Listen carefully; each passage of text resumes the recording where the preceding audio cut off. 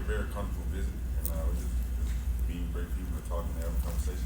Could you talk a little about your wrestling background when you took up that sport and how it kind of helps you doing what you do today? Yeah, for sure. Yeah, I wrestled in high school. Started my sophomore year. I played basketball my freshman year, so my sophomore year, all the way to like my last year I wrestled. And I started at 220, and I went up to heavyweight my last year. And then it helped me with football, like it helped me with like my grip strength and like my balance and my body control, to where like I can take on the block and still be stout in the run game, stuff like that. So What was the highest weight that you wrestled at? the highest weight probably like 250, but I wrestled in the weight class of 285. Oh, okay. So you were 250 wrestling 285 pound guys. Yes, sir. How did you fare in those matches? I made the state. My last year I would have placed that state. I think I missed weight. Like I was too light or something like that.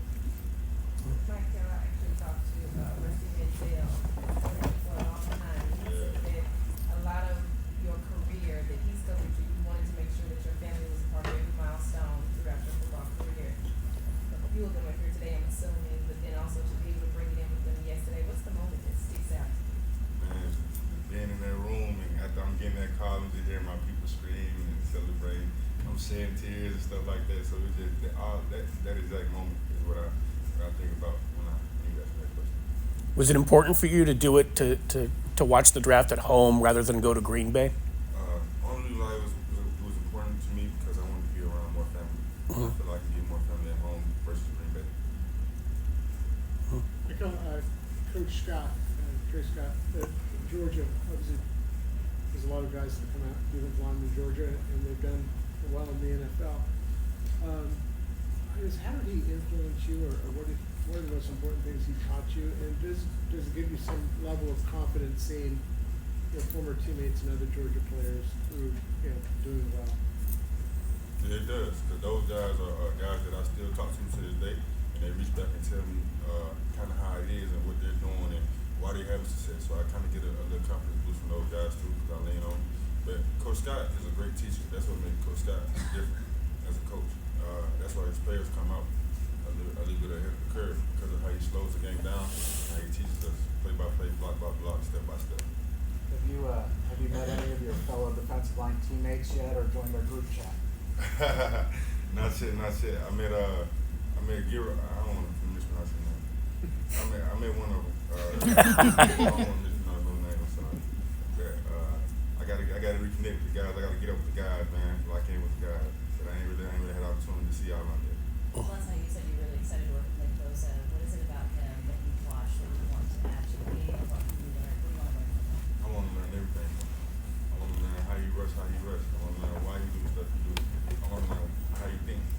So that's something that I can't wait to get. I can't wait to get next to Nick and pick his brain a little bit, ask him questions, ask him what he's seen and why he did that, and just ask him about the game.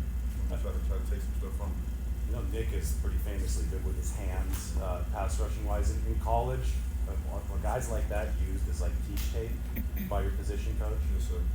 Yeah, we definitely would look at their hand uses, and we'll look at like drills that he did to get his hands like that versus watching him do it. So. You have that foundation with the swipe and power. Where do you want to sort of grow as a pass rusher?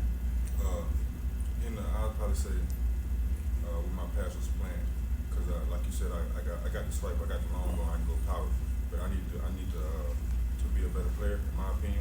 I need to be more decisive on what I'm going to do in my pass rush. When you walked in the locker room today, which names kind of stuck out to you immediately? A couple of different ones, man. It's a lot of guys in that locker room. But a couple of good friends, like my guy Robert Bill. I played in college with him, and he's my guy. He's like a big brother to me. So I came to see him first, and then I got a couple teammates on there. A couple good friends that are teammates now. So I went by their locker too. Who are some of those guys?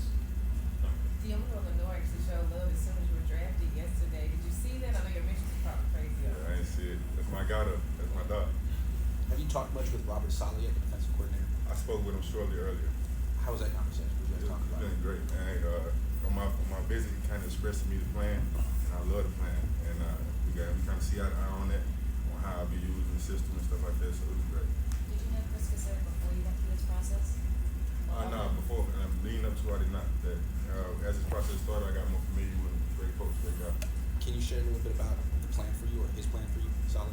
We really got to get back. We really got to get back there. Get some detail about it and go watch the ball and get on the field and be able to put stuff in position. Maybe I can disclose some of that with you. The game was is so many with defensive ends now.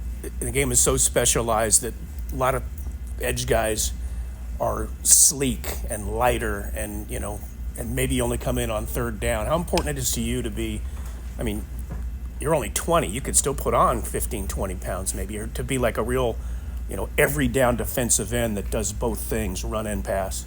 Yeah, I take pride in that. I want to be able to be on the field every down. So I feel like you be able to do that, but they're gonna take care of you when it's time to take care of you. So I want to be able to be on the field as long as I can, and that just comes with learning your job, your responsibilities, doing what you're supposed to do, and it's settling and playing well. So you got to do all those things to be able to be on that field in that capacity. So.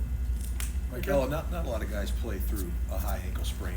Obviously, you made the decision to do that. What went into that decision to continue to push through it, and how hard was it every week to get yourself to a point where you were ready to play?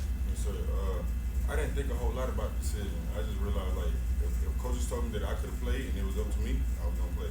Like it was never a doubt to go leave my guys out there and I could have played. It's just like my mindset, really my mentality about football and how I am. I love the game, so I'm gonna play. But, as you say, was there a lot of extra work that you had to put into it? Yeah. Yeah, man. It was multiple weeks where I wasn't practicing. I was just going out there and playing. Yeah, so I went through a lot dealing with that, but we're not.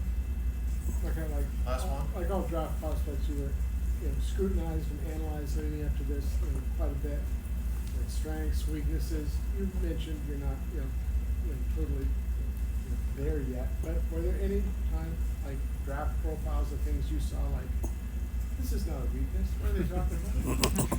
Man, I just let the media do their job, man. I don't too much get into all that. Like I let the decision makers watch the tape and I go off their feedback. I don't really too much worry about what an analyst off of Twitter or something say. I appreciate it. All right, thank you guys. Thank you. Mykel.